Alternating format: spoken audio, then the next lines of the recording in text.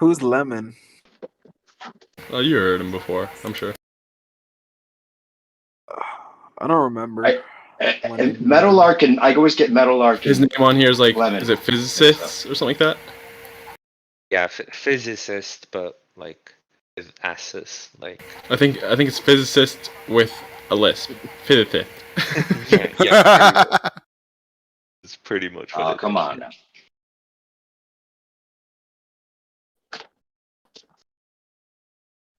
But speaking of like animated flat Earth thing, like there's this new Netflix series. It's called what's it called again? I need to double check it. An animated Netflix series called like about conspiracies essentially, but it's like a comedy more. It's called Inside Job. Inside Job, that's it. And they had an episode about flat earthers. Yeah, because, I still have to watch. Yeah, in the universe, like in the Inside Job universe, it's actually Hollow Earth, and there are like yeah. So instead of flat Earth, it's a Hollow Earth, and so the flat Earthers were being tricked, and then they were brought to the entrance to the Hollow Earth. Yeah, yeah. The show is more like a bit making fun of conspiracy theories, essentially. Well, it's perfectly written, though. It can entertain the conspiracy theorists and the anti-conspiracy theorists at the same time. It's not like a it's not the kind of thing where it's like it's making fun of conspiracy theorists, like people who believe in conspiracy theories. It's more like taking conspiracy theories to the extreme in some ways and making fun of that. Yeah, and sometimes it seems extreme only to the person that doesn't know what they're talking about. Yeah. And it seems normal to us, you know. Like, because the conspiracies are so outrageous. If you ever had to like really explain what the truth seems to be to a normal person, it just seems that crazy. That's why they make it like that, right? They make it so outrageous and so scary that the normie just can't even face that might be the case. And then it's so well done that they could actually make a cartoon about it and tell you exactly what they've done and mix it in with a bunch of subterfuge about other things that conflate it, but they address it directly. It's brilliant. Yeah, it's like they'll mix in something like Hollow Earth, and then at the same time they'll add a conspiracy like the moon landing being filmed, like, on Earth. Right, they conflate the two, so then people will just lump it all together. It puts them on the same level when in reality they kind of shouldn't be. Even as a Glober, I'll agree to that. They'll add in lizard people and stuff like David Icke. Can we talk about how Ewar just came out of nowhere with like I don't know 6 or 7 hours of footage, and then half of it is totally conjecture and just stuff that nobody can really verify or agree with equally. Right, and he's saying it in a very confirmed, like I know. Yeah, like this is the history. I have a but he does a good job voice. Of it, you have to admit. No, it's not a British voice. He's like or whatever the fuck he's got. Look closer. Do you see it now? Yeah, I like it. It's entertaining. You have to just take it for what it's worth. I mean, he does such a good job. Well, yeah, I mean, it would have been great like together. a decade ago or some shit. But well, actually, some of the stuff that he's talking about, like I'm trying to get you to watch that episode 7 because it deals with a concept that seems like it might have some clout to it. May not. Well, they talk about these like silicon trees and shit. Like this has been thoroughly debunked. And this is why, I've been trying to like show people this geology revived video from Wakey Wakey, and he goes through all this stuff and why it's bullshit. And it's interesting. Okay, it's on its face bullshit because of like certain arguments that he's raised. But he doesn't just detail one argument; he literally lays out the foundation of a total argument, and it just doesn't check out even a little bit. But then there's this Ewar guy that comes out.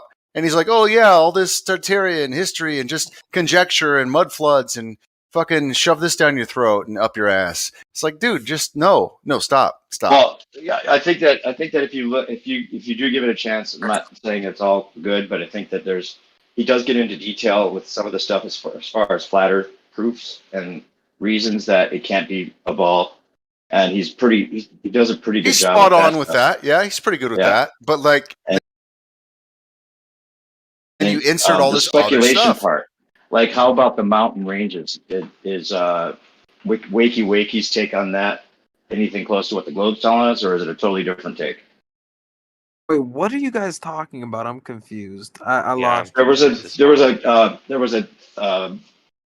video that came out a few years back that everyone had to watch just because it was like what people were talking about. It was called No Force on Flat Earth, and it was the basic idea was that there was these silicon trees that were like 10 times the size of any tree we've ever known, and they filled everywhere, and they pretty much excavated the land and dug trenches, and that's where the Grand Canyon may have come from. It could just be like a pit of extracting the minerals and the rock, and that these mountain ranges, as well as like Devil's Tower and the basalt columns, since they have like a perfect hexagonal shape, it could be a tree. It looks more like a tree fiber than what we're told. Yeah. And so some of them may be actually mountains that were tree roots at one point. No, that's what you get when you have a volcanic flow that's cooled off very quickly. You get these shapes. Is that right? They form crystals. Yeah. Yes, we can. This is perfect hexagonal. Yes, we can do this right now in a lab. Like if you look at ocean shores, you'll find this where there's a volcanic flow, and then it hits very cold water, and it crystallizes into that shape. Interesting. That's interesting. I'd like to see the demonstration for that. Is that in Wakey's video?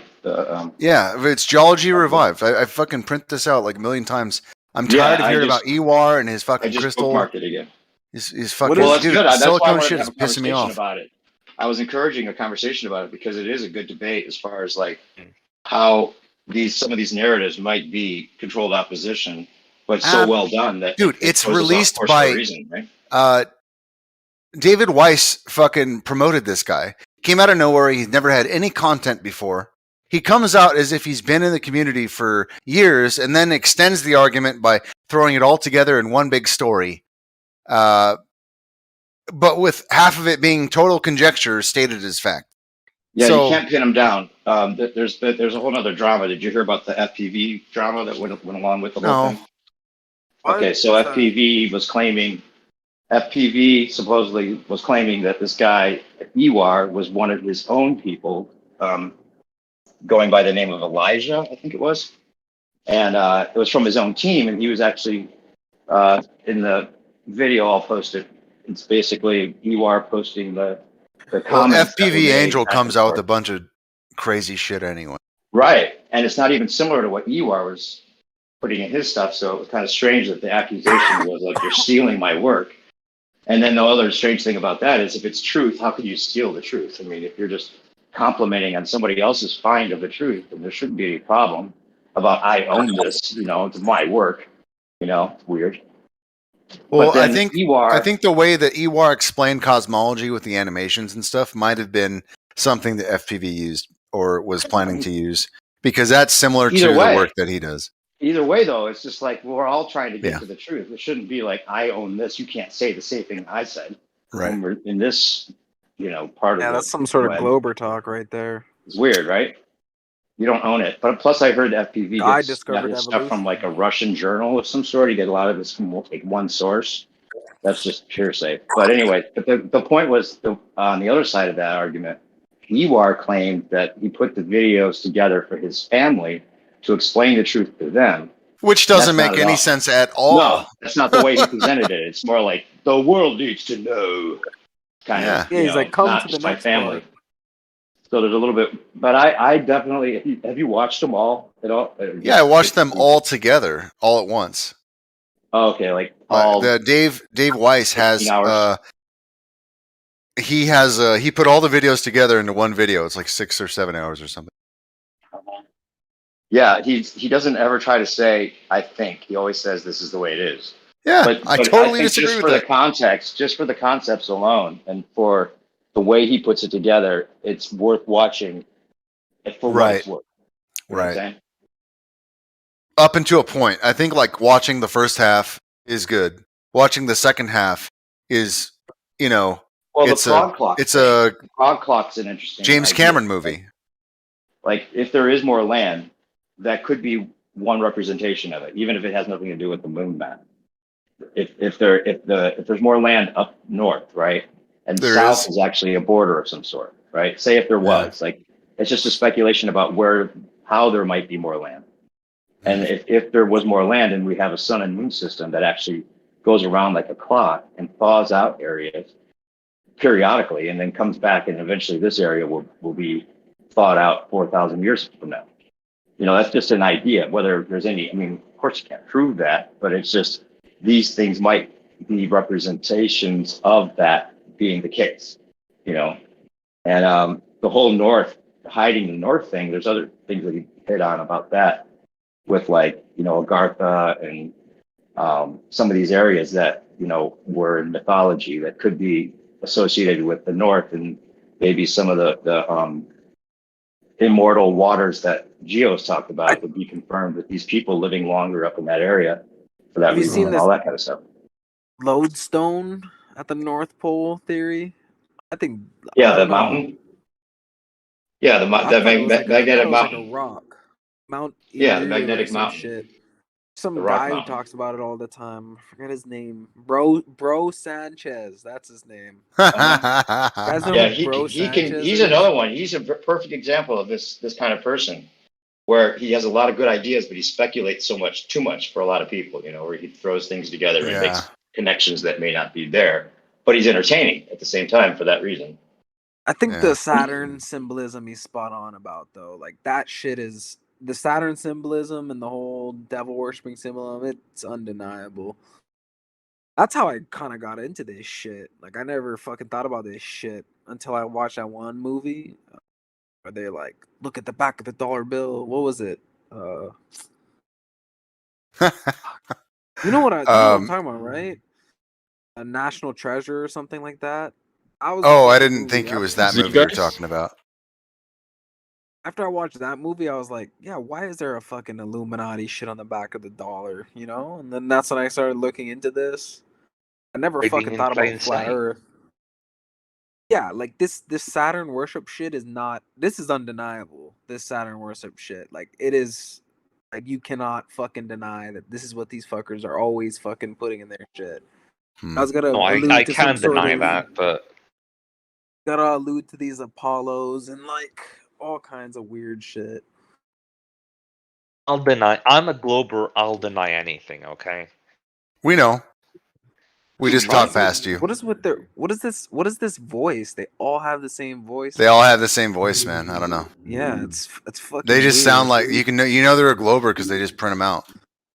Exactly. Yeah. Like, some of them are printed and others, some of them aren't printed, but there's a lot who are just printed. I know what you mean now. It's fucking weird. They just print them out when they need more. The other ones need to sleep. They just print out some more. Yeah, it's like the same person. What if it's an there's AI? A limited stockpile of DNA in the government database for cloning. If it's just an AI. Send in the clones. What if they already have AIs Funk in the and Bacon? chat with We're us? all the same DNA. We're just Bacon and Gummy are really. There you go. See, he knows. They're close twins. Twin clones. I think maybe, just maybe, it's because we're from the same country / regions, and therefore our there was accents another are very guy. similar. There was 2 other Bacons the other night. No, I think you just all came from the same monkey. That's probably correct. Yeah, it's the same monkey. That's what makes the most sense. Same monkey forefather. Yeah.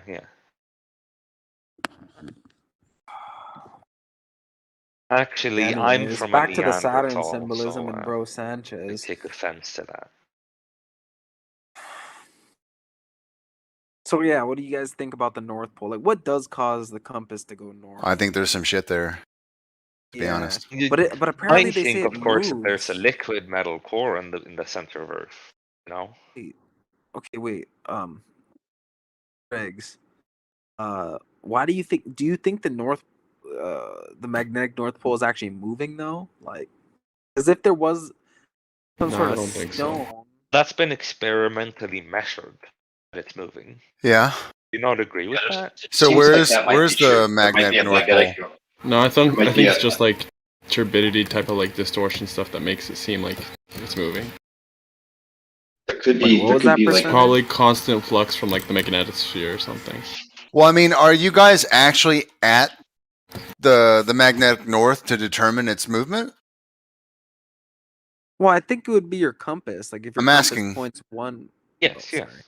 You're actually at it, or are you actually just measuring the field around it? It has been. They've actually gone to it and measured at the location to see that. Oh, it's over here now. So. Yeah, I highly doubt this. On top of that, what do you guys think about the fact that if you have, instead of just the 2D compass that goes in circles, the 3D compass is that actually aligns in all 3 dimensions? It wouldn't What work. do you think? It does work. Man, wait till they come out with the 4D compass. Doubt it. But what do you think of the fact that a 3D compass, the closer you get to the North Pole, the more it points straight down into the ground? What do you think about that? What the? Dude, wouldn't it just point straight into the ground in the equator? Oh, no. Why doesn't a compass on the ever equator start acting weird at South Pole? My question. On the equator, it would point perfectly, like along the surface. On the North Pole and the South Pole, it would be pointing straight down or straight up. No, that doesn't make any sense. Why would it point on the surface? The globe model? I'm saying on the globe model. Yeah, that's what I'm saying. If you're on a globe, what do you think on about side of the it, compass when you're at the South Pole or in the southern area towards the South Pole? If you were trying to show where north is, it would have to go up your ass if what you're talking about is true. Yeah, I know. He said if you're on the equator, it would point along the fucking. Right. So what do you answer to that, Gummy? Compasses don't actually work in the South Pole. Well, that's what they say, but there's actually. I'm gonna put a couple of videos. There's a guy named Jazla111 I always post videos by. I just watched a video he did about magnetic north and south and how the south is actually attracted to the south as well as the north attracted to the north. Well, it's opposite actually. But it could be like a ring magnet, like there's an outer ring and an inner ring. So that actually it's pointing to the south and the north at the same time. Then you'd have to explain why doesn't the amount of magnetism, the magnetic field strength, differ from location to location? The measured magnetic field strength on Earth is actually the same on the surface. If you walk along the surface, the field strength is the same. It's the direction that changes. With a ring magnet, if you try and match that to Earth, like flat Earth I'm talking, then it would be getting stronger or weaker depending on what direction you're moving. I'd have to give you an example of how that would work. Godric brought up a good point, kind of similar in a way yesterday, I think, that if you were towards the North Pole, where there wouldn't be as much of a rotation of the stars, then as you moved out towards the equator, then the stars should seem to turn a lot faster, but they don't.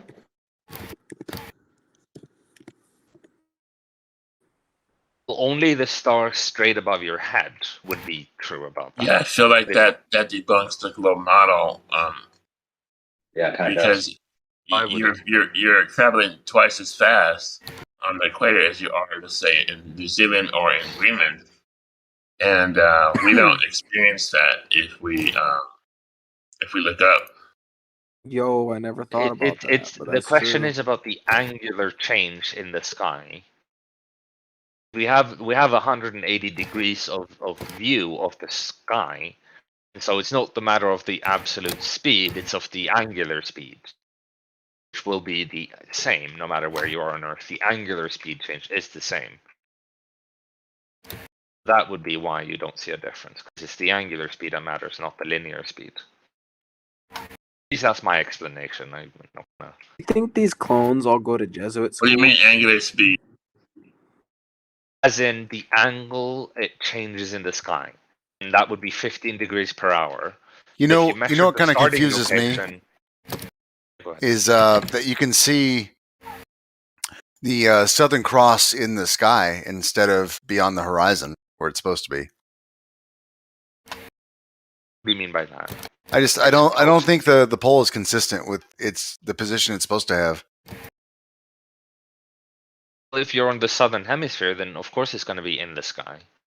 Or what do you mean? I'm not quite getting it. No, I think the rotation, like because of our viewing distance and the angles and everything, that rotation should be much further. It shouldn't be something that you view in the sky. It should be something that's beyond your horizon.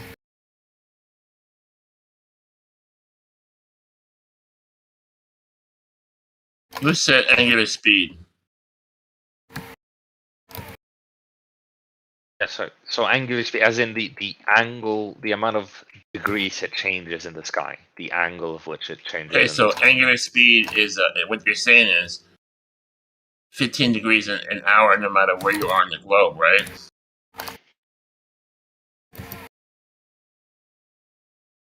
Correct? Yes, yeah. Okay, so listen to this. The 15 degrees an hour would happen twice as fast in the equator as it would near the poles.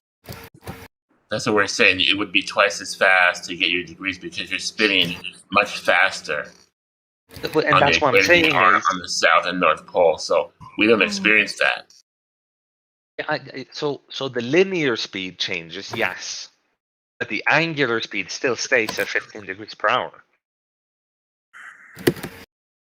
Because you're moving a smaller circle. Happens much faster on the equator than it does on the south and north poles. 15 degrees per hour is the speed. If you're on the stars equator, would have to move faster physically. If you're on the equator and you look directly up, shouldn't the star that's directly above you move by twice as fast than if you're, say, really close to the North Pole and looking directly up? No, because like I said, what you don't see the linear speed of things. You see the angle it changes in your field of view. And it's all just angular changes. And nowhere or everywhere you are on Earth, you get the 15 degrees per hour. I heard, no matter if you're on the equator or on the 30-degree rotation in the southern hemisphere. 30 degrees rotation in the southern hemisphere? I don't quite know what you mean by that.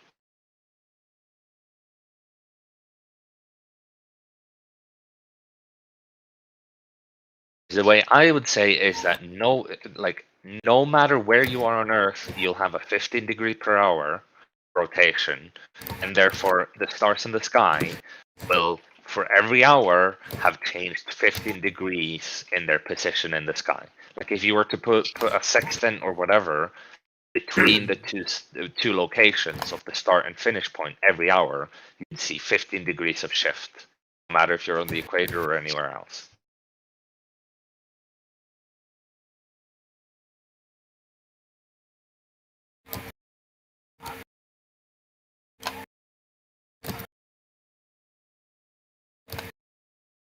That was a good point somebody brought up yesterday when we were talking about Bob's gyroscope, and that I guess they did another whole run of that. Was it a percentage you were saying that there was a cage that was blocking out the electromagnetic signals, or somehow it was able to cage this so that there shouldn't be a difference in the degrees of rotation, but there was a mass difference? Yeah, it's called a Helmholtz coil, and they did it just basically to block the EMF. And there was like a 15 times longer, I think, to reach like 15 degrees per hour, basically, to reach the same precession. Same drift, I should say. Yeah, so it proves that he said that it was the same thing in the Helmholtz coil. What's that? I've just seen in the clips I've heard of him presenting it. Like I've heard him say that when they put it in the Helmholtz coil, they still got the same 15 degrees per hour. What you might be referring to like that clip where he mentions a zero Gauss chamber, and even that I don't know what's up with that clip, because I think that clip they mentioned a ring laser gyro, but it was actually done with a fiber optic gyro. In any case, this is like the raw data that they present. Okay. Are you posting that right now, so I don't have to look for it? Is that what you just did? Oh, okay. Someone posted it? No, I was wondering if you just were saying. Give me a second.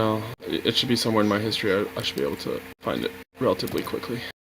It's so funny that the Glovers still have to attribute Bob to like proving the rotation. Like they can't just repeat the whole thing themselves and claim it for their own. Well, it is a very expensive piece of equipment, and it's very nice that a flat earther has gone out and bought it and showed it. No, it's not nice because it's totally taking it out of context and pinning it on him when that's not at all what it was trying to do. Or he was, whatever. If he's a shill and said it on purpose, who knows?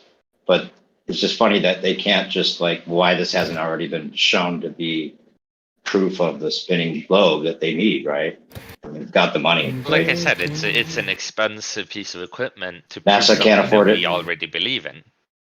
Right, but that's the problem, is that not enough people believe it anymore because it's fallacious in so many ways that this would just take care of it if they really wanted to prove it, right? But I wouldn't prove it actually because you wouldn't even be accounting for the rotation around the sun and all those movements, right? And gyroscopes already prove that we're not spinning because if they hold the rigidity in space, they wouldn't move along the globe the way that we're told. Gyroscopes prove flat Earth. Compasses prove flat Earth. Every astrolabes, every practical device ever shows we're on a stationary plane definitively. But then the Glovers come along and find some way of attaching it to their concept in a reverse engineered way, just like everything else. That's what it seems like to me, at least. That's what, yeah. But the thing is, what it seems like to me is the exact opposite. All of those things only work like they do on a globe Earth, but then you flat earthers come along and modify it to your globe. Either could be the case, but then we have on our side all of our direct experience and observations. So it's if all of our direct everything about our direct experience is saying it's a stationary plane, then maybe the fact that these devices could be explained either way, then it may, it weighs on our side a little more because everything we experience seems like we're a stationary That's plane. only if both explanations of the way it works on the different models are logically sound, which I believe they aren't. I believe that your explanation. That's what we'd have to go through the details of to figure out. Exactly. Yeah. So this evidence that percentage is going to put about the Helmholtz coil. Shit, you guys waiting for me? Hold up. No, it's okay. Waiting for you. Go. It's quick. That would be good. That would be good information to know the truth about. If you don't get it out there in a few seconds, everything's gonna self-destruct. That's what she said. All down to you. Why did she say that it's gonna self-destruct? Some bitches be crazy, man. Fair enough. Perhaps that make you hurry. Not gonna argue with that.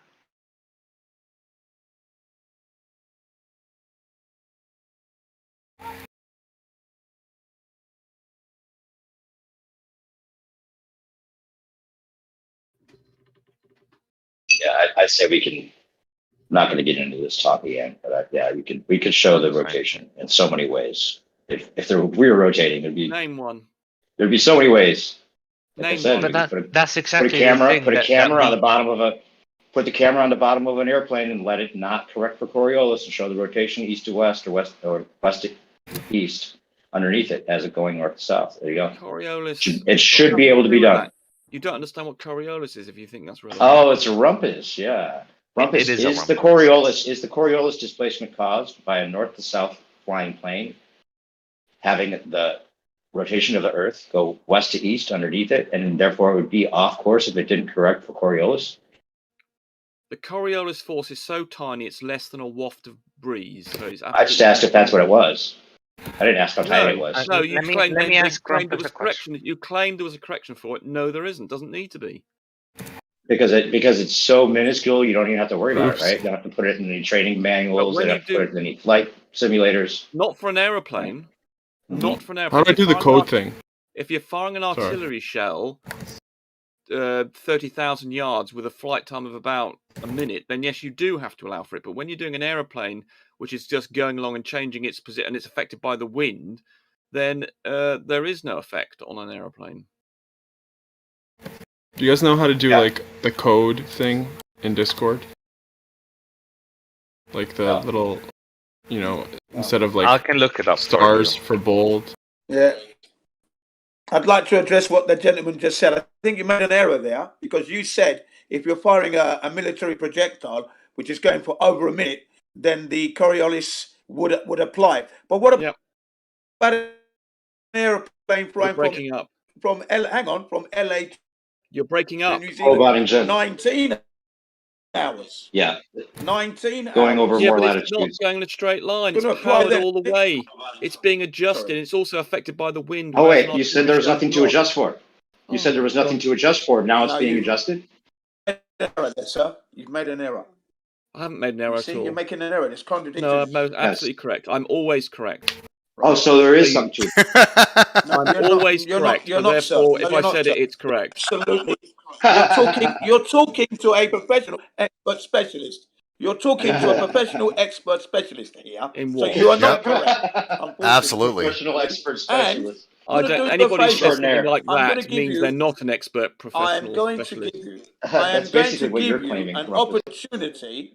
I'm going to give you an opportunity. If you claim to be an expert professional, something other, hang on a second, gentlemen. Hang on a second. Hang on a second. I'm about to give you the opportunity to put your money where your mouth is. Right? You have a chance to win $20,000 if you can prove what you say.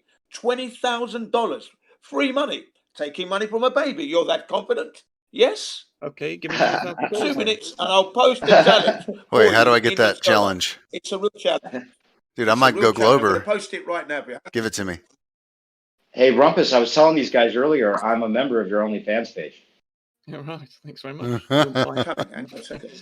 Well, at least you can dominate the agenda a couple of there. minutes to get that challenge up. Oh, yeah. It's pretty good stuff you do on there. So, Rumpus, a question Is he flexible? For you. So, if you're on an airplane, wouldn't Coriolis represent itself to you as on the airplane as a slight breeze from the side? And that's all the Coriolis would actually end up showing you. It is a very tiny breeze. But the thing is, given you are powered and you just go in the direction you want to go, it's so tiny. And also, they get these flatters get confused between Coriolis and the spin of the atmosphere. But it is a very tiny effect for something that's powered and going in a particular direction. It effectively, it's so small, it's barely measurable for an aeroplane. And so it's not true. That's simply not true. But really? I think Zanuck got a what was his estimate? Like over a 5-hour trip, it'd be, I don't know how he would even figure this because there's no consistency with the air, the winds and all that. But he said 450 miles off course over a 5-hour trip, north to south. Does that sound about right to you, Rumpus?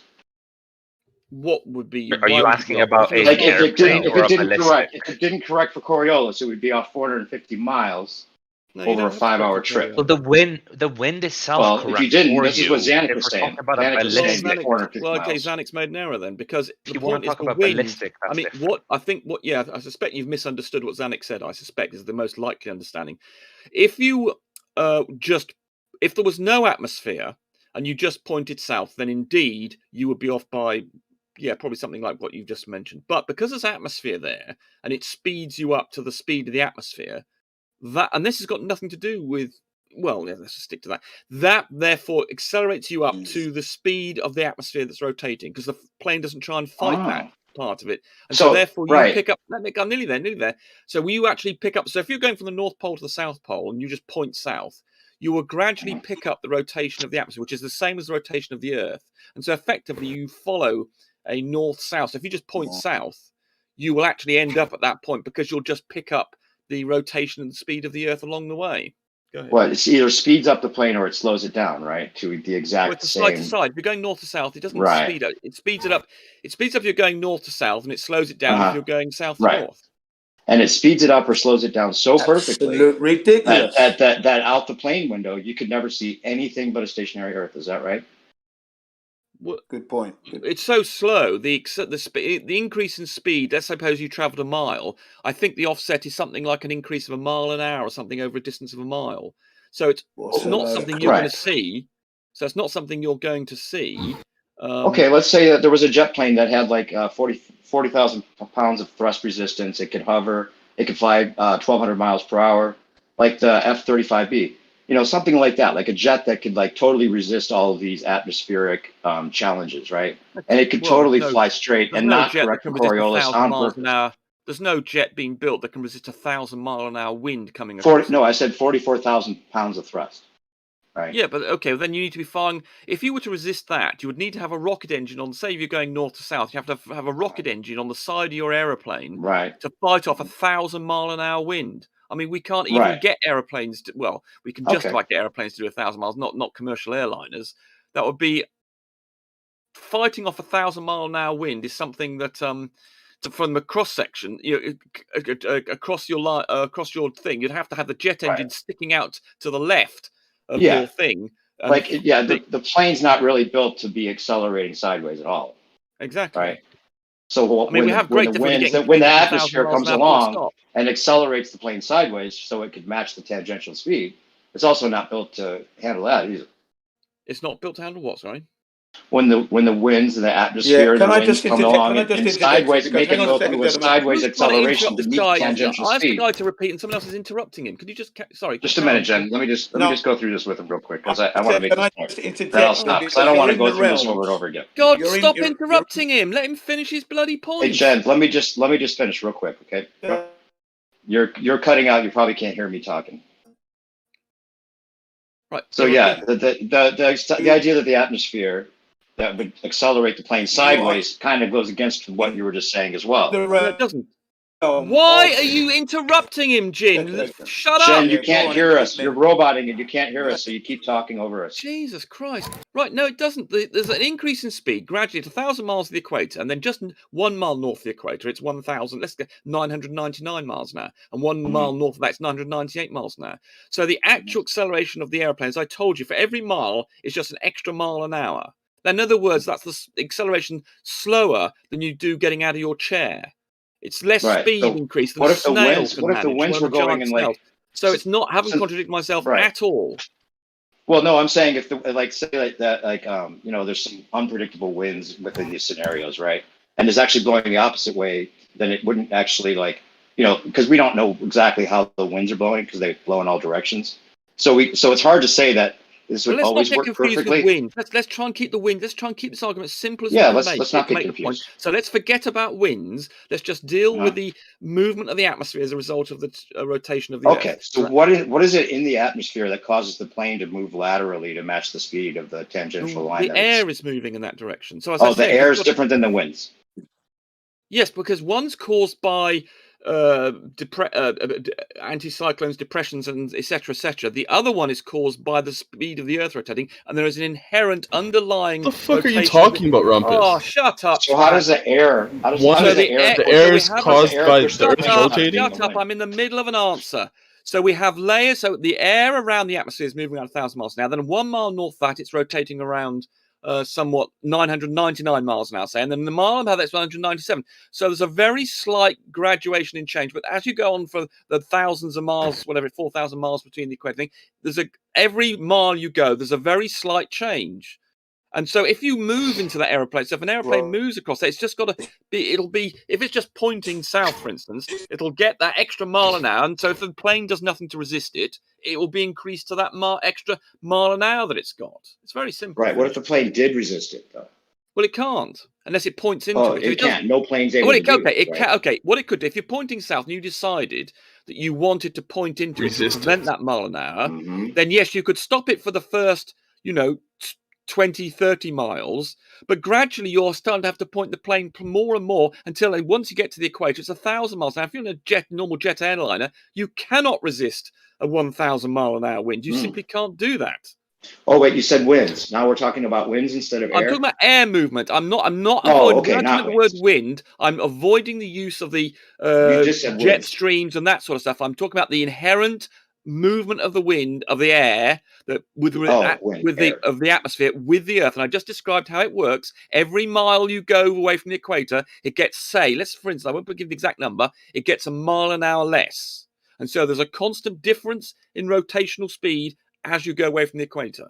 It's the so how does the air move the plane if it's not a wind? I just told you, if there's a 1 mile an hour wind coming across the plane's nose. Oh, you said wind again.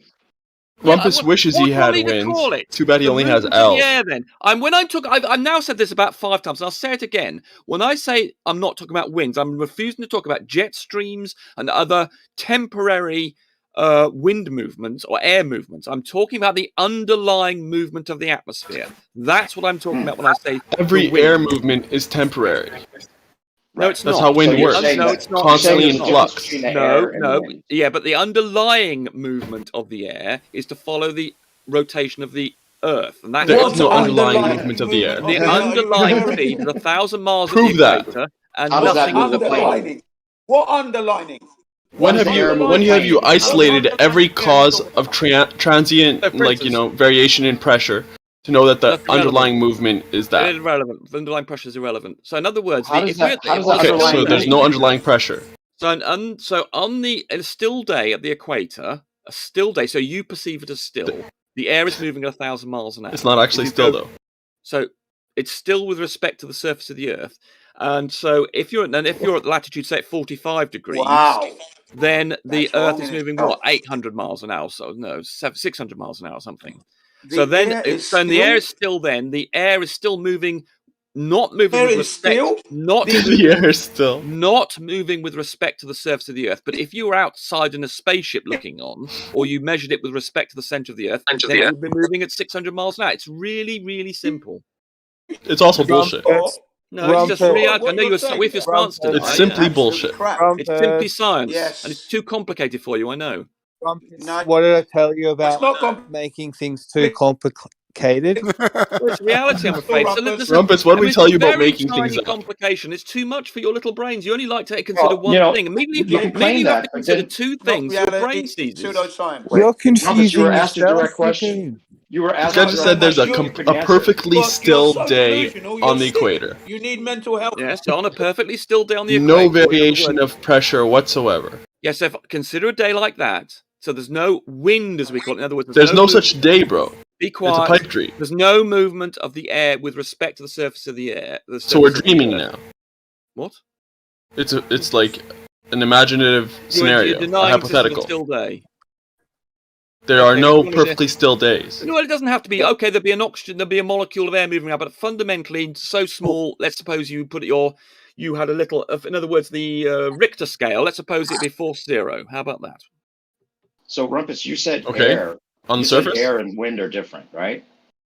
Well, I was trying to get you away from wondering about weather systems, and I was trying to get you to concentrate on the underlying movement but you have to explain what that means. Which is zero with respect to the surface of the Earth. But you have to. You know why? Because the Earth is motionless.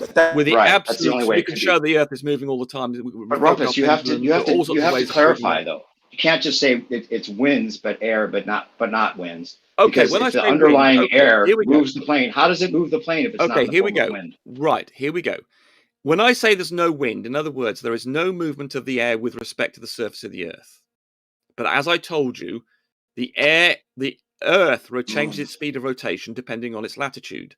So if you go 1 mile north, then the air is still stationary with respect to the surface of the Earth, but that part of the surface of the Earth is rotating slightly slower at 1 degree north of the equator. Can you 1 degree north of that, and 1 degree north of that, the Earth, the surface of the Earth, and the atmosphere just above it is rotating 1 mile an hour less again.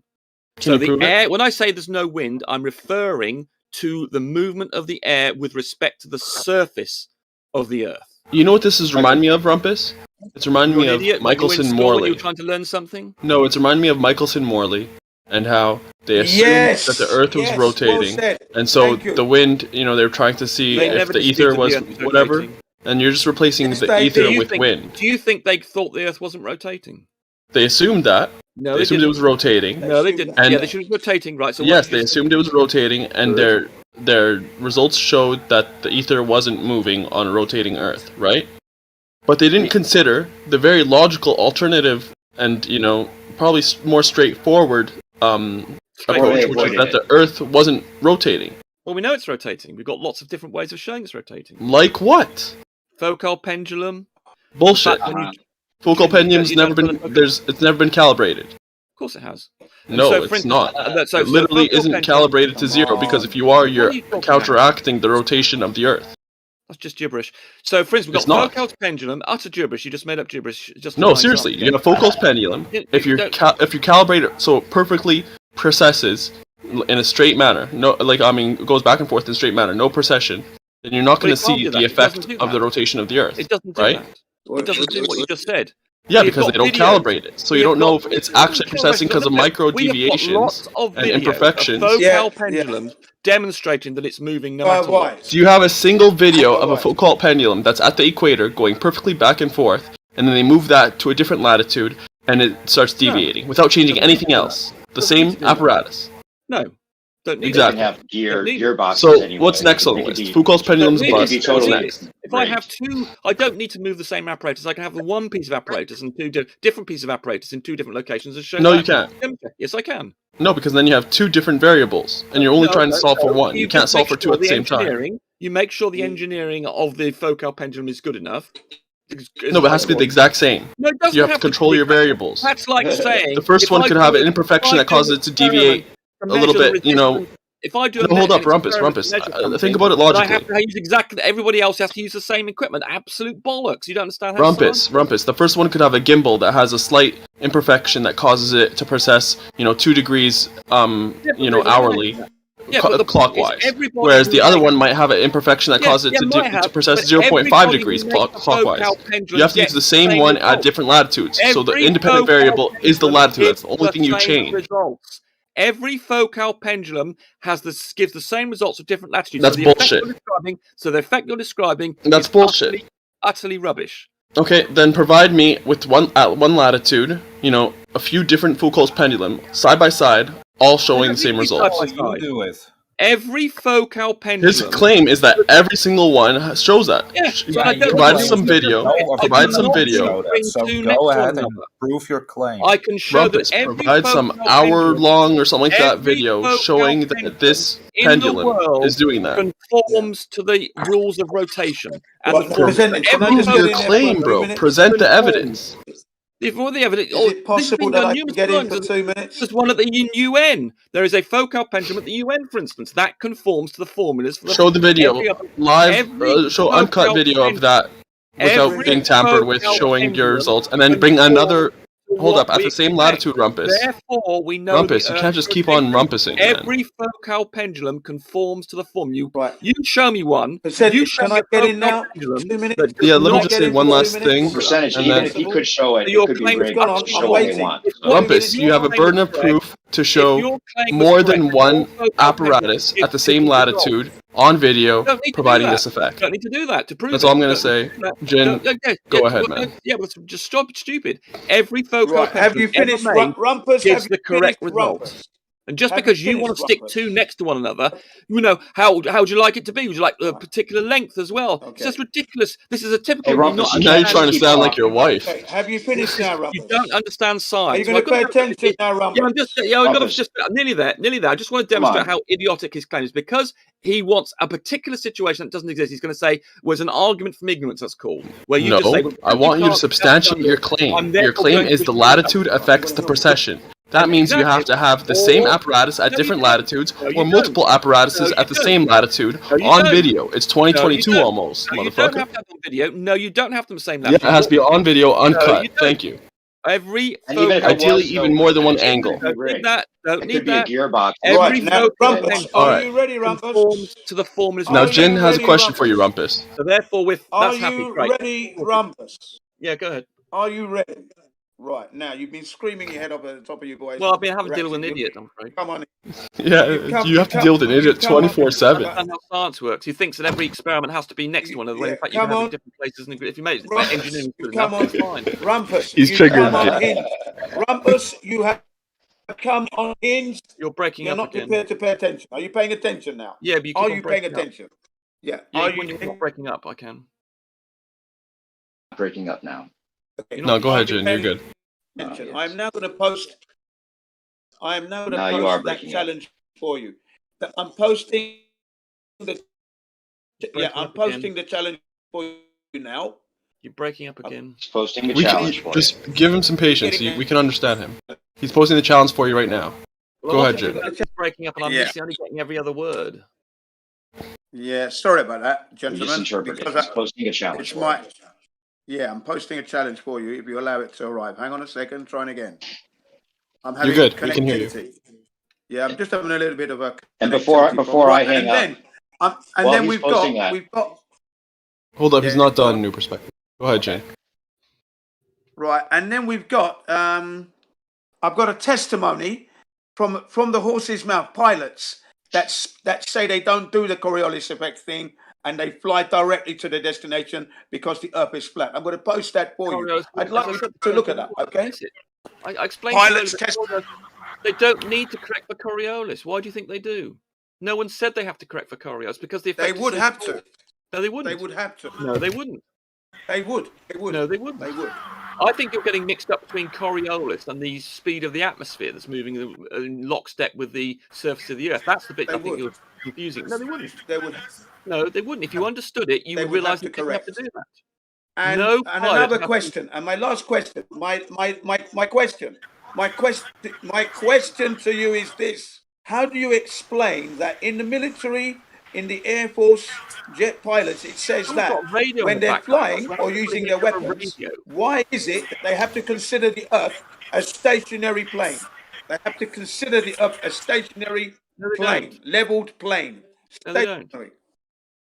Yes, they do. And I'm going to post the documents for you. They've obviously got the documents for you. Playing radio in the background. Yo, skeptical. You're hot micing. Who's got the radio on or something? Right. Yeah. Okay, I'm going to post that for you. All right. Go ahead, a 30-minute explanation on that, which explains the documents explain that, and they highlight that the operators of said weapons of mass destruction or aircraft pilots, they need to consider Earth as a stationary, motionless plane. No, yeah. Yes. You just made it up. Yeah. While you're posting that new perspective, go ahead with what you were about to say.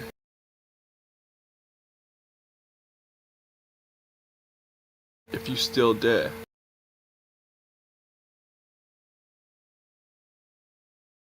Okay, carry on then. Airplane pilots obviously. I'm here. Yeah, can you hear me? Yeah. Yeah, real quick before I hang up. Okay, just to clarify, Rumpus, you're saying plane that's flying north or south, no matter how powerful it is, no matter how much resistance it has, no matter what it does, it's forced by the air that is not necessarily the winds, but it's the air that's moving with the Earth. It's forced by this air, somehow it's not winds.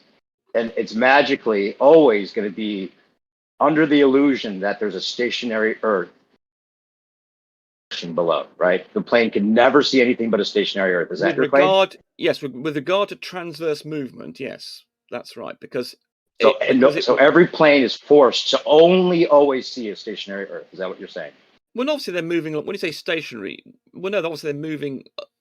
Yes, when they're moving, okay, especially to respect to its own motion. They know they're doing something. Yes, so they're the movement they're going to perceive is going to be that of their speed. And that's the only. So therefore, Coriolis does not apply to airplanes whatsoever. Well, not. It's so tiny. It's less important than the gentlest of breezes. It's not perfect. It's so small. It's not measurable. It's so small. It's not measurable.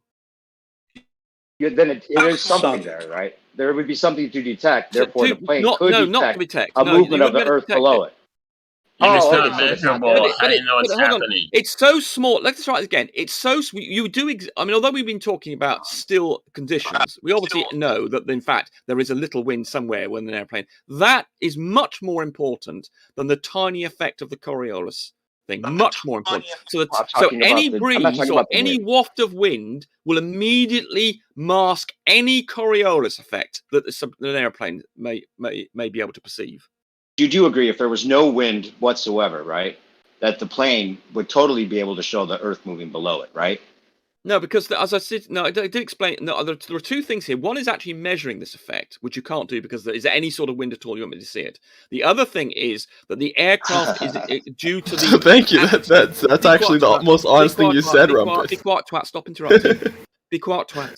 So, watch your mouth. Be quiet, twat. I know you don't like me exposing your idiocy. So, there are Just two real things. quick, Rumpus, you said that if there was any wind at all, I'm trying to get the answer over to you. So, there are two things you need to understand. One is that the wind, the movement of the Earth and the atmosphere are in layers. Effectively, every mile it changes the velocity with the surface of the Earth. Now, why I say no wind? Remember what I said? I'm saying that means there's no movement of the air with respect to the surface of the Earth. But the surface of the Earth changes its velocity as you go from the equator to the North Pole. Right. Now, an asked if any aeroplane could detect it. Well, if you had a super duper airplane, as we suggested, one that could fight off 1,000 miles an hour and would behave like a laser, for instance, was as powerful, then you could ultimately, but no practical plane does that. But obviously an artillery shell does. So something like an artillery shell will feel that because it's one not of these jet planes that has all those capabilities. Hold on. I'm saying a jet plane with I know. But I'm comparing it for you to make it clear to you what the difference is. I'm trying to give you a reason why an artillery shell is different. The difference. I'm just going to check this. An artillery shell is different in that A, it's not powered, it's not making adjustments as it's going along, and B, it's not affected by the wind, by the atmosphere, whereas an airplane is. An airplane is a great stonking great sail in effect, so that when it gets a wind, I mean, if you've seen shots of airplanes coming into land with a strong crosswind on an airport, even just a 30-mile-an-hour wind, you can see they have to make enormous adjustments to allow for that.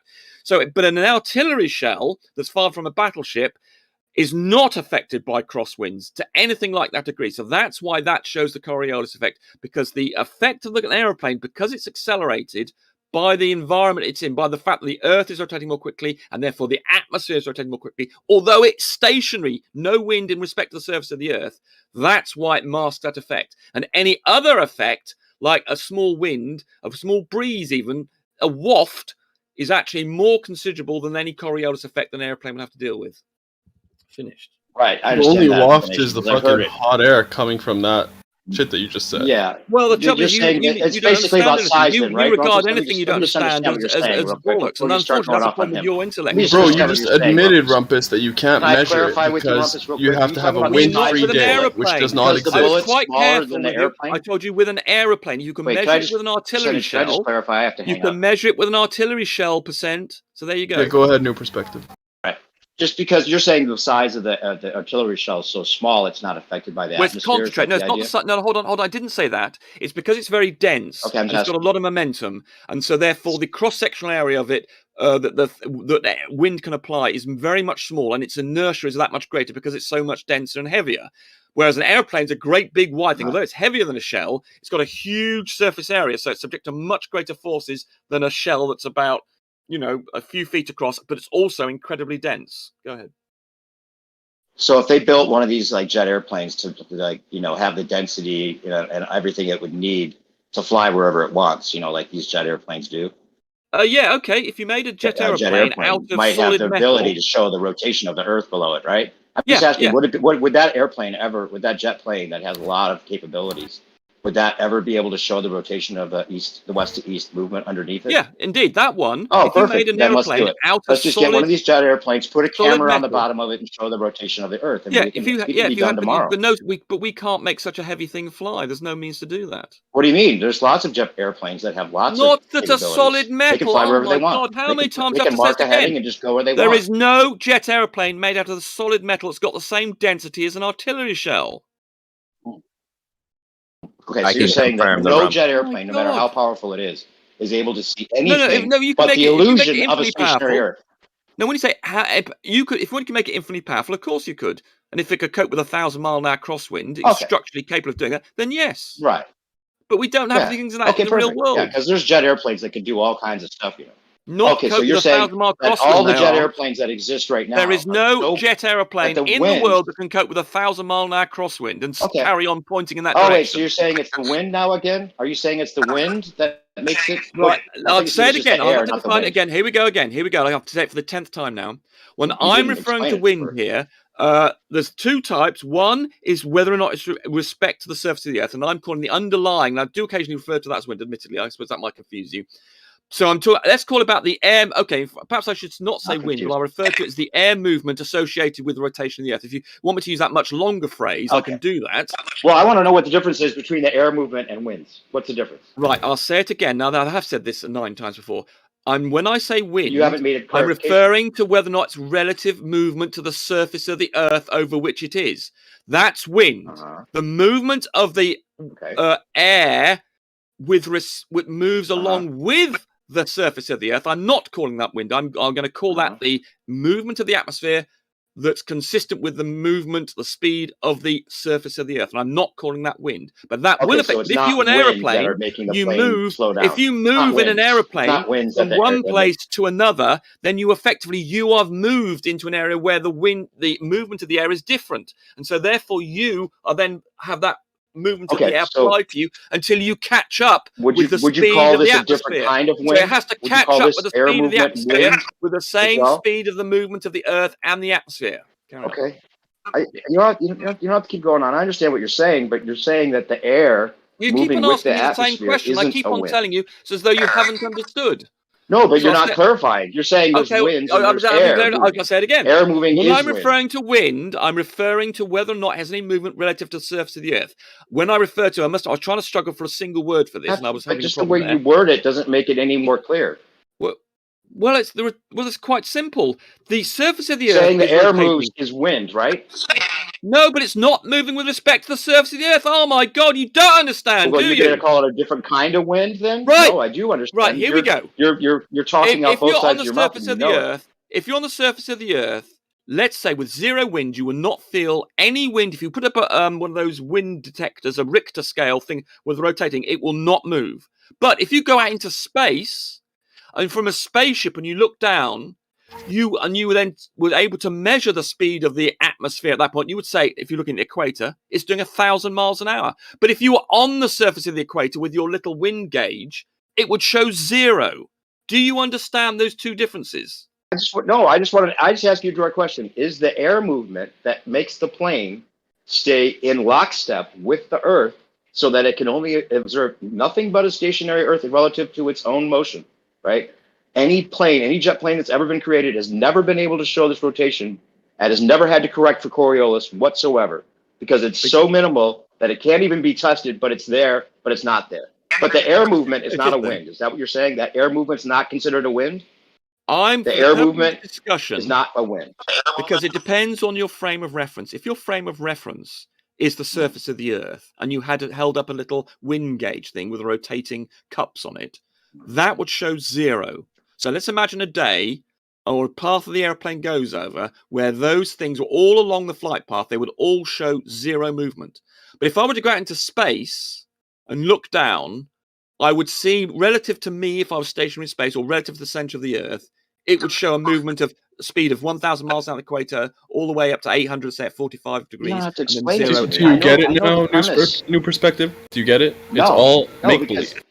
Right, so I mean, this is the problem. The air move is not wind, and he's trying to get around it with double talk and trying to explain it from scratch. Like I didn't know anything about it. He's presupposing his rotating Earth from space. He's basically presupposing every single thing of his model. Perhaps might make it easier. It still doesn't even forget work, about the wind. Rumpus. Perhaps I can make it easier. Well, I have to hang up, Rumpus. I just want to clarify. Okay, I can make it perhaps simple. I'm going to say one thing, and you can talk as long as you want. I've got a thing that might make it simple for you. He has to go. I've got an idea that might make it simple for you. I've got an idea that might make it simple for you. Real quick. I've got an idea. Go ahead, man. Say your piece. What's your idea? Oh, you're going to just forget about the wind and just consider the surface of the Earth. So just consider the surface of the Earth, and then your confusion will go away. So if you consider the surface of the Earth, the speed of the equator is 1,000 miles an hour, and then the speed of the surface of the Earth goes all the way up to 0 at the North Pole. So if you just think about that speed, then if you were standing there, obviously wherever you were, then you would be standing still, and the Earth would not be moving with respect to you. But from someone at the outside of space or the center of the Earth, those points would have a different velocity. So then you don't need to worry about wind then, if you just consider the surface of the Earth and you consider that the atmosphere matches that. So that should hopefully help you. No, it doesn't help me because you're saying the atmosphere matches it, and a plane that's supposed to conserve its 1,000 miles per hour at the equator and keep that conserved speed as it goes over different tangential speeds. No, it doesn't. And then somehow that atmosphere, which isn't actually a wind, forces this plane to always stay so much so in lockstep with whatever new latitude that it reaches, no matter how far it flies, no matter how fast it flies, no matter how much resistance it has.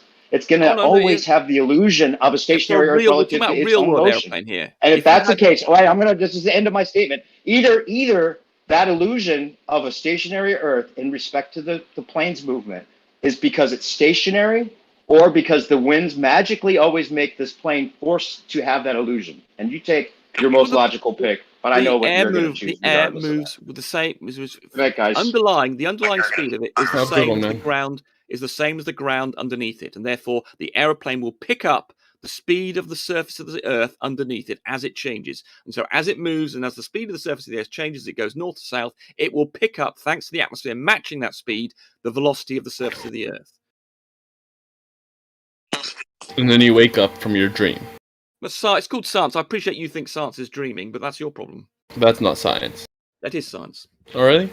You'll find in science books. What's the experiment you did to find out that the Earth was rotating? Every scientific institution around the world agrees that is science, and the fact you don't what's means what's the scientific experiment you did to find out that the Earth was rotating? Focal pendulum is one, obviously. That's a good one. It's not though, because you can do that yourself. You can do it yourself. You can do it yourself. You can go and get a focal pendulum. This is the physics guy was that video from about 6 years ago. Some guy in a tall building in a set of flats set one up in there, and he determined his latitude to within 1 degree using the precession that occurred on his focal pendulum. And cool story, bro. Now the truth is, if it was a scientific experiment, Rumpus, if it was a scientific experiment, you would have an independent variable which you manipulate. Right? Yeah, the latitude. Okay, so you're manipulating the latitude, right? That's the only thing you're manipulating, meaning everything else stays the same. Meaning you have the same apparatus at different latitudes.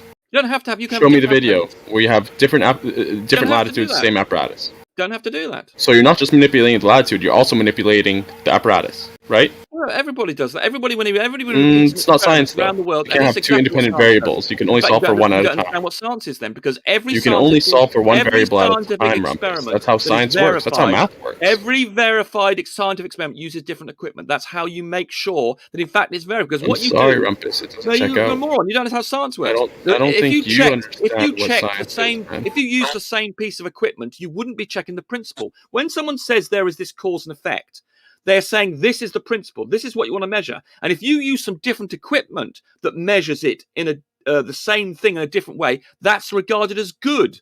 The fact that you don't use the same equipment, but you're testing the same cause and effect principle, is regarded as a good thing, not a bad thing. I'm with you. If you're going to use different, you're claiming you have to use the same equipment. It's completely and utterly wrong, isn't it? You moron. Rumpus, I don't want to have to. So therefore, you're you or wrong. anything. You don't want to use the same equipment. Let me just respond in kind. You actually want to use different equipment, and if different equipment gives you the same results, that's better than using the same equipment. That validates it and verifies it to a higher degree, because therefore you remove any bias in the equipment. You therefore use different equipment. It is better to use different equipment. All right. Let's use different equipment. Now we're going to test the equipment to see if it's accurate by doing it at the same latitude. Do you have a video that shows them doing the Foucault's pendulum with two different apparatuses at the same latitude to make sure that the equipment is, interchangeable? Don't need to. Exactly. You don't have that either. No, so you don't have. To. You don't have the experiment showing the different latitudes as the independent variable. You don't have an experiment showing that different apparatuses at the same latitude have the same result. You don't have jack shit. You don't have science. You don't know what science is. You don't understand how science works. I can have, providing I have enough tests at different latitudes with different pieces of equipment, I've done the test. I do not need to put it next to one, just as I don't need to put two scientific experiments that are measuring, say, the mass of a proton. I don't need to have them next to one another. I can have different pieces of equipment measuring things. Yeah, but you have to test the equipment to see that they're interchangeable, that they have the same results. So where is the video showing that they have the same result at the same latitude? Don't need to. Isn't that your claim that they always have the same result at the same latitude? Every focal pendulum ever used has got the results that you'd expect for its latitude. Okay, so let's see a video of don't need to see a some video. Foucault pendulums at You seem to the think same YouTube is latitude the having the final result that arbiter. you would expect. You do not. You don't need to make a video about it. This has been Bro, studied. you have a Experiments. positive claim. The burden of proof is on you. You have to substantiate it or just concede it. Stop being a bitch. No, stop being a wanker. Just because you're using an argument of ignorance, you're kind of trying to say in this it's not an argument of artificial ignorance. It could be correct. I'm not saying it's incorrect. It could be true. It's possible. It is true. But the burden of proof is on your positive claim. Do you have evidence? Every experiment ever conducted with a focal Do you have evidence for these experiments, or are you just talking out your ass? We've got for instance, there's one at Antarctica. There's well documented on YouTube. Please provide video. No, I don't think I'm not sure if they did do. Okay, so you're not going to substantiate your burden of proof? No, I'm not going to give you a video. The claim is YouTube dismissed. is not the final arbiter.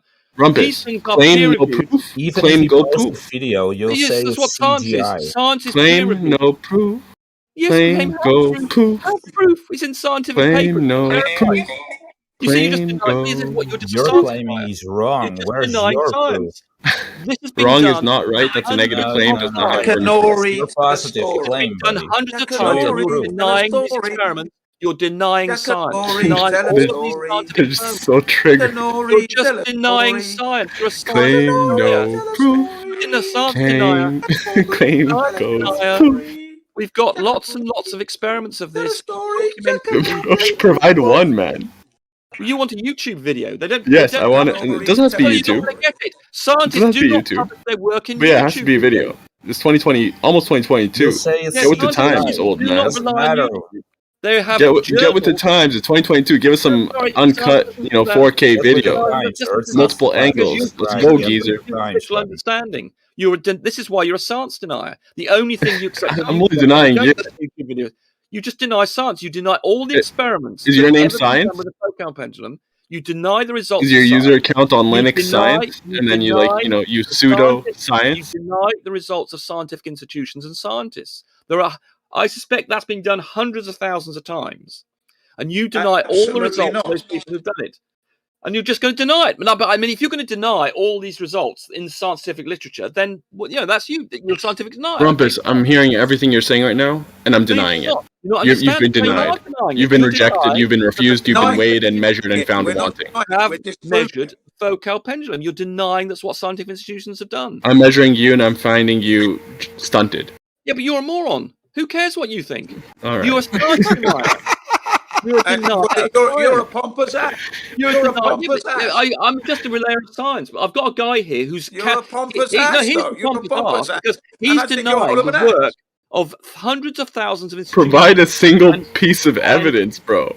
Well, okay. So if I give you a scientific paper on the focal pendulum, it's being conducted, that's just a reassertion of the claim. I don't want words on paper. I want actual evidence. Some video. That is actual evidence. No, it's just someone writing shit on paper.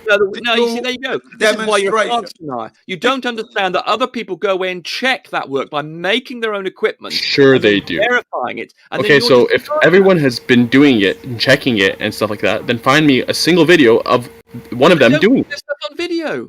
Scientists do not. Yeah, I want video. You got video? That's not how they're measured. They're got measured video, Rumpus? They are peer reviewed. Got video?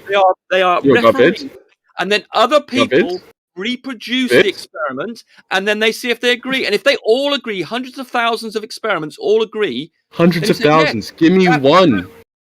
I don't want the write-up after. I don't want the lab report. I want the actual video of them doing the experiment. You're a science denier. This is how. No, I'm only a your claim denier.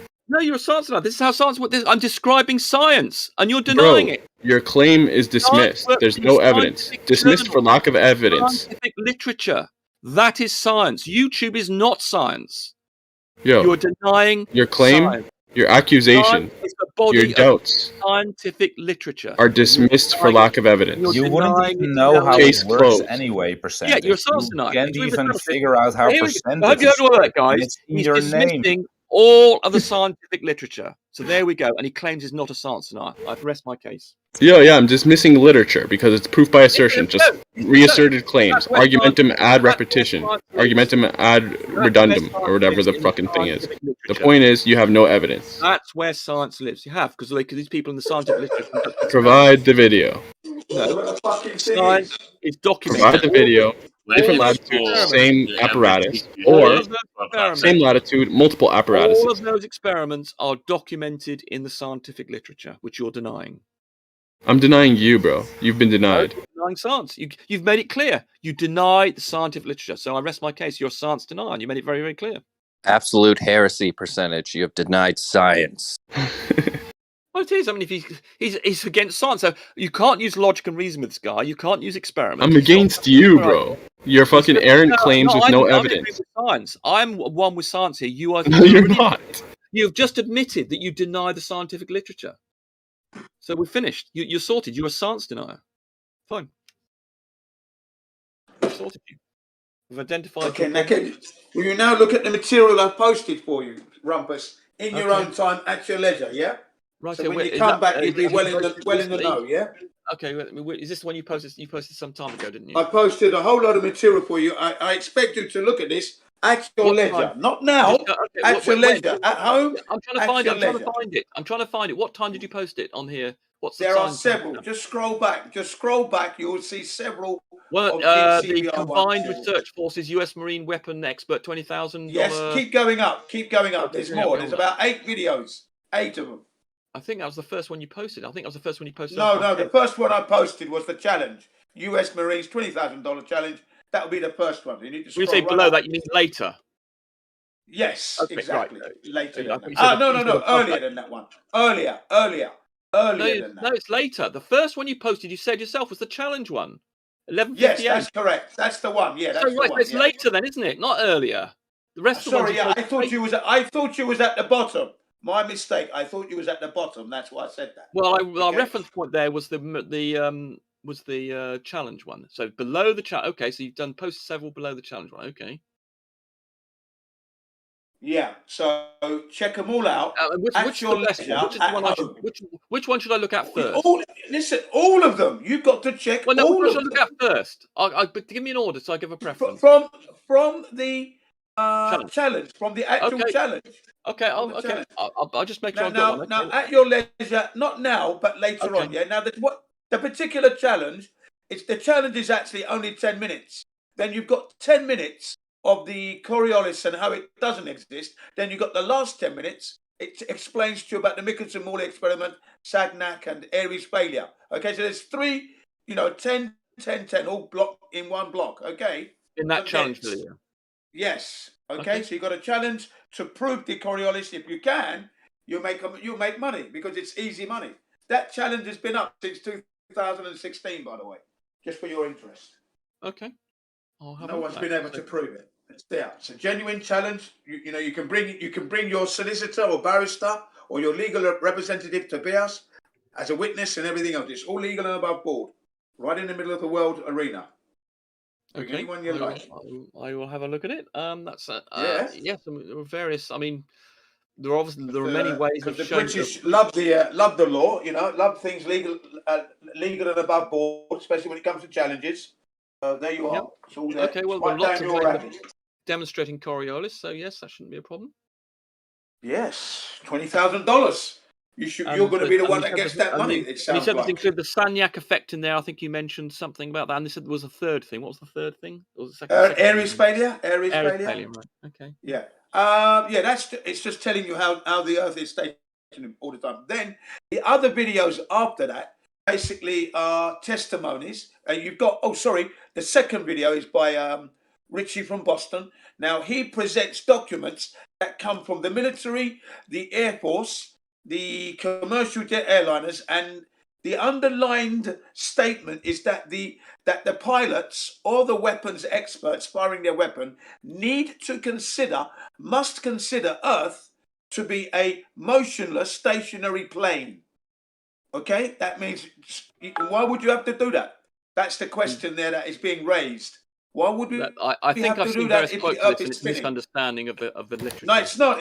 It's clearly written there. You'll read it for yourself. Okay. You're going to read it because there are several. Hang on, there are several documents. It even mentions Russia was trying to find and detect the rotation of the Earth, and they failed. And they give you the dates and the documents, PDFs. You can read it for yourself. So there's nothing there. There might be I bet you it's going to have to be a Russian in his back bedroom or something trying to check the rotation. No. You're gonna see the names of the just look. Stop assuming and get on with it. That's all I'm going to say.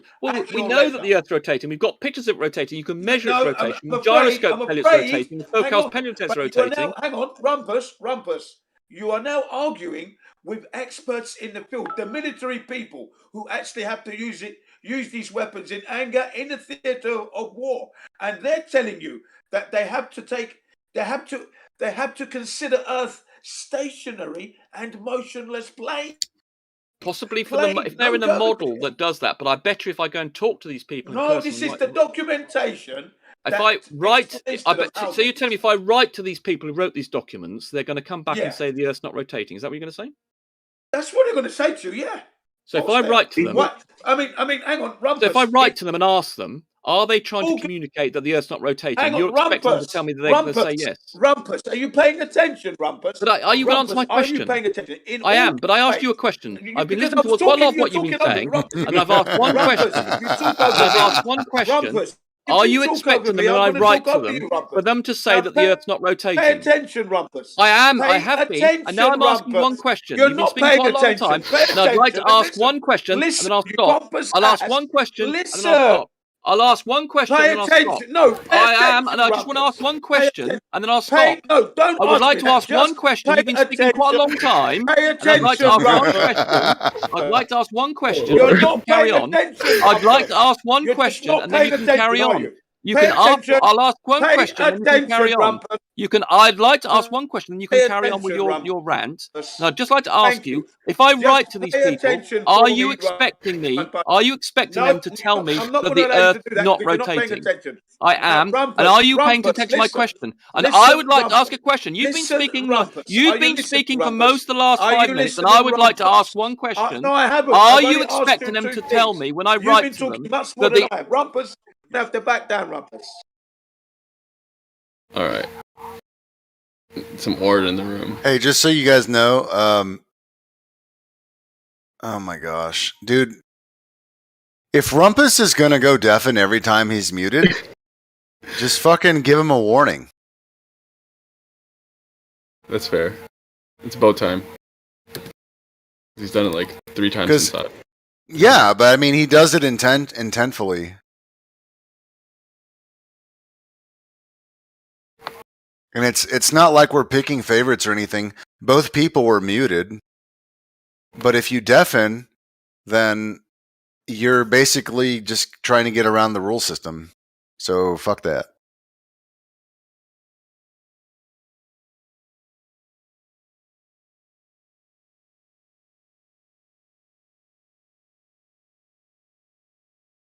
That's not sporting, is it? If he's gonna deafen himself, you know what I mean? All I'm trying to get him to do is pay attention.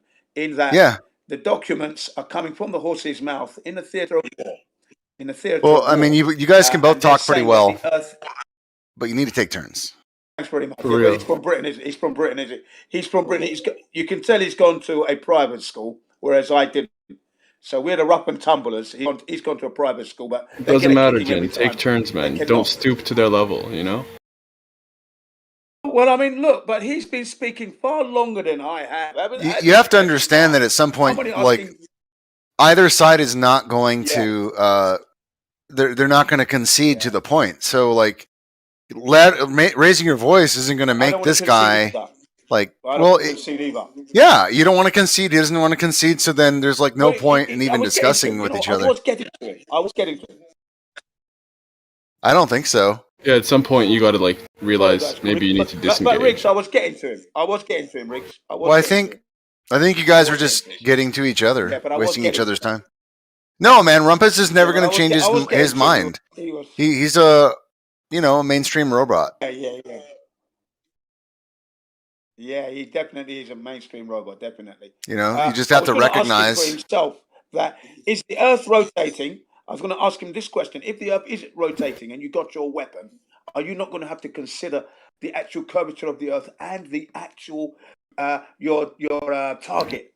If the Earth is spinning, are you not fact that are in your weapon? Yes or no? That was the question I was going to ask him. In good faith, with all your science and your expertise. But no, he didn't want to answer that. He's deafened himself. Yes, yeah. They do. North to south, they have to think about the spin, and they do have to think about the curvature if they're firing really far projectiles. Right, but in the documents that he would have seen, it states that they are to consider Earth to be stationary and flat plane, so there's no curvature and it's not moving. Why would you have to do that if you're moving?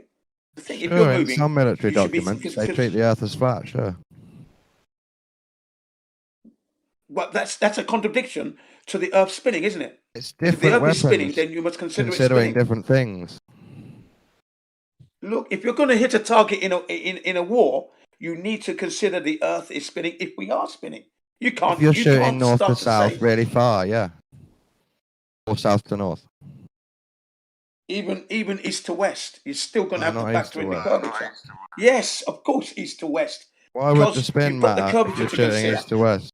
Well, the target's moving to east to west. So if you're firing east, the target's moving towards you. I mean, the Earth is spinning clockwise, isn't it? Like that. It's coming towards you. East, all that's going to happen is you'll hit it earlier. Coming towards you, right? So you're going to have to factor that in. You're going to factor that your target is moving towards you. If you're firing west, your target is moving away from you. Then if you're firing north to south, right, your target is going to be moving. Let's have a look clockwise. So your target is going to be moving towards the right, if you will.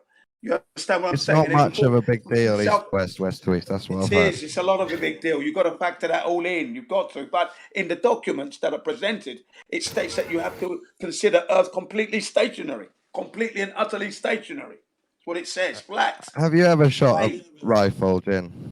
Yes, I have. I've been in the military. I've shot many times. We never had to do the Coriolis effect whatsoever, which is what surprised me that this thing existed in the first place. Because I never heard of it until I became a flat earther at the age of 53. So from my birth to the age of 53 is when I first heard of the Coriolis effect. Never heard it before that, ever. So there you are. In the flat lines, some globers believe that if Earth is a globe, you have to factor in the spin a bit if you're firing far projectiles from north to south or south. Never heard that in my life, ever. You have heard it before. Never at all. No, I've never heard it. Never heard it at all. Don't tell me in the flat Earth community, globers bring it up, don't they, sometimes?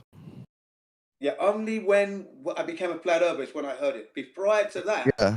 You know mostly why globers talk about this? It's because flat earthers state that shooters don't have to consider this. This is a flat earth claim that they make. That's the only reason it comes up. Correct. That is why I posted a lot of testimonies. Okay, got a call. Sorry, guys.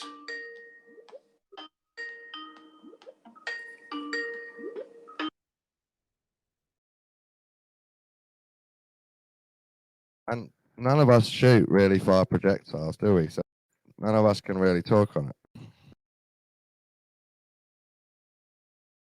All we can say is, I think they have to consider Coriolis. I don't think they have to consider Coriolis.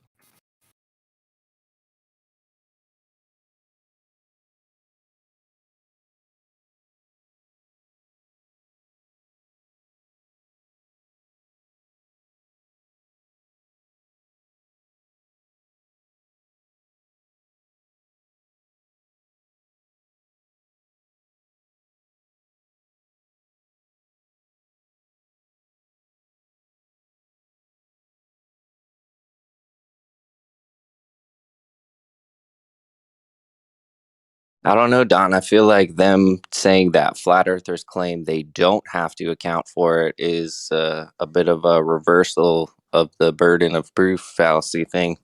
Well, in my experience, the only reason globers have ever spoke about it is because flat earthers claim that it's a fib and they don't have to.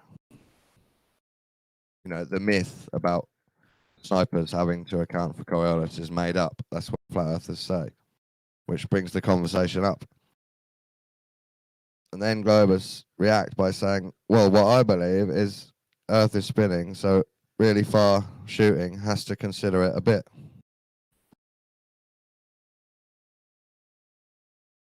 Do they define what really far is? I'm not sure. For me, it's like the furthest type of rifle shots and missiles. And even then, I don't think it's a big, huge factoring. It's just a tiny adjustment. All right, Don, you have to admit, though, if you were a flat earther, it would have to not be moving, right? Yeah, I guess default for flat Earth is Earth doesn't move. Yeah. So what if you just believe in a ball, but also it's also just not moving? There's such a thing, right? Oh, that could be true. Yeah. Uh-oh. The whole sky could be moving. Okay, I'm going to remember this moment.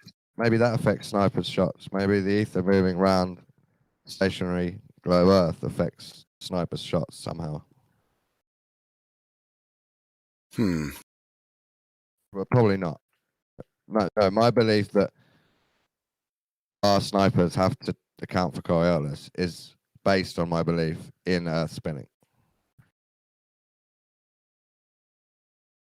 That can't just be the product of how the projectile flies over that distance. I mean, they would argue that if you're shooting north to south, you have to adjust one way. If you're shooting south to north, you have to adjust the other way.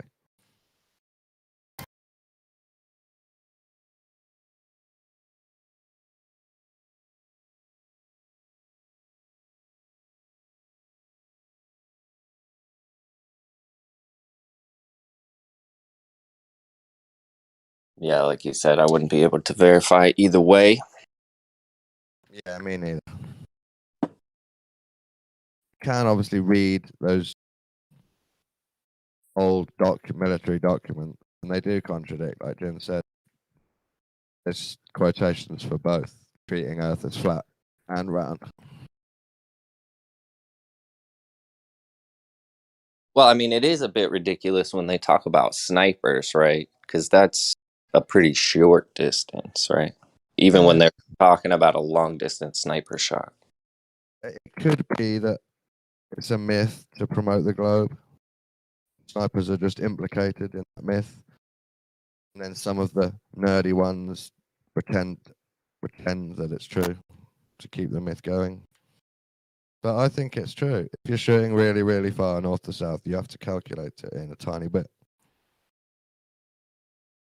I would just account that, like I said, for the way the projectile moves. Like you said, they would turn it into, you have to do different ways of north and south to north or whatever, whichever you're pointing. But they also made that claim with the toilets spinning and stuff and the way drains go. And we found out that that's not true, right? Yeah, I thought that has been debunked. But I do still believe that if it was a totally perfect toilet that could spiral either way, the hemisphere of Earth that it's in might affect which way it mostly decides. Spiral. But I think there's nuance even in that myth being debunked.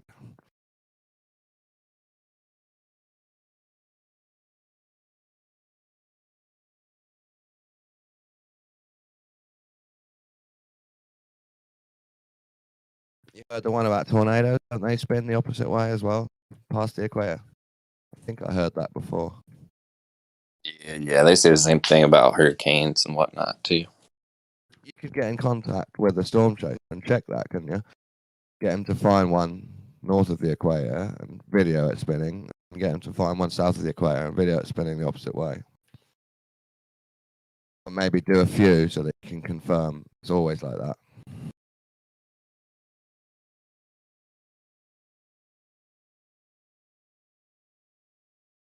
You have to find somebody that's like knowledgeable in meteorology, and then you have to figure out if you can have it make sense on a flat earth, right? Like they try to say. I know what the flat earth idea would. What's the flat earth argument for tornadoes? Around the edge they spin one way, around the middle they spin the other way. It's part of the toroid sort of figure of eight inversion reflection, I assume.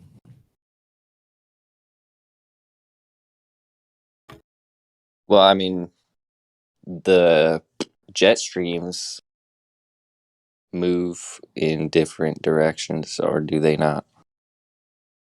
Not sure. I think that's something I would have to look at probably first, and then, lots of weird natural occurrences on Earth, and that have to be looked at and figured out or ignored. But here's the thing: I don't think it's. I think for the most part, it's all been adapted to model on what they want it to be. You know what I mean? It's all taken from a flat plane, and they just model it onto a globe. You know, I believe that clever men could model nature into anything they wanted. They had long enough money and time. They've had a lot of time to work on it.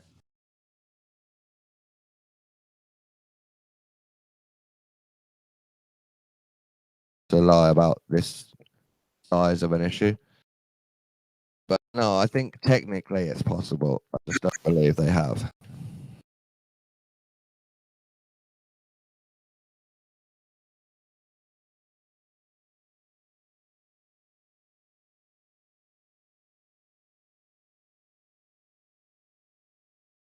Excuse me, I'm just looking up the jet streams, seeing which way they move. It's looking like they move pretty consistently, actually, in one direction. But some of them show kind of some squiggly lines. I don't even know what a jet stream is. I'm going to guess it's air currents moving because of hot and cold spots. It's when they talk about like moving around in space. That's made jet streams. Yeah, when they talk about like flights, here's the actual definition. Jet streams are fast-flowing, narrow, meandering air currents in the atmospheres of some planets, including Earth. That's what they say. But like when they talk about, there's probably a better definition I could find of it. Like where it's at, as far as altitude and stuff like that.